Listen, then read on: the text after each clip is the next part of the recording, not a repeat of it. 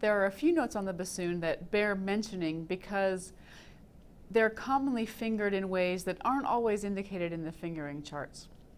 The first one is the E flat in the middle of the bass clef staff. That's E flat 3 if you're counting on the keyboard. Now, sometimes E flat 3 is marked in fingering charts as 1, 2 in the left hand plus the C sharp key, and that's a very bad fingering. Here, it doesn't sound good at all. Often, there's a better alternative in the fingering charts, which is just a fork in the left hand, 1, 3, and the whisper key, which is better, but it's still unstable. So the fingering that bassoonists actually use is 1 and 3 in the left hand, plus the whisper key, but then in the right hand, you're going to add some fingers to stabilize the note.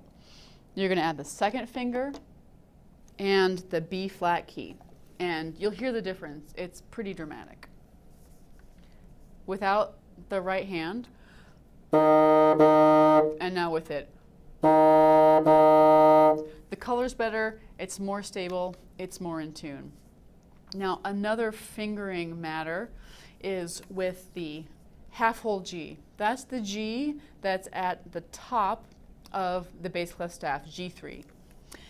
Many times students will not use this key right here. This is called the E flat resonance key or the low E flat key, and it makes a big difference when you put it on. If you play without it, it's kind of a hollow sound, it's kind of sharp. If I put it on, the sound has a lot more focus and it's lower in pitch. Very important to get your students in the habit early of putting this key down. It'll make a big difference. Now the G is one of the half-hole notes, along with F sharp and A flat. And there's a subtlety of the half-hole that is, I think, important for students to understand.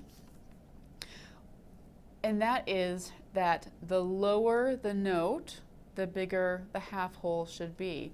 So if we start off with G being the true half-hole, it really should be open about halfway. When we go to the lower half-hole note, the F sharp, you should open it further. The F sharp is really a 3/4 hole.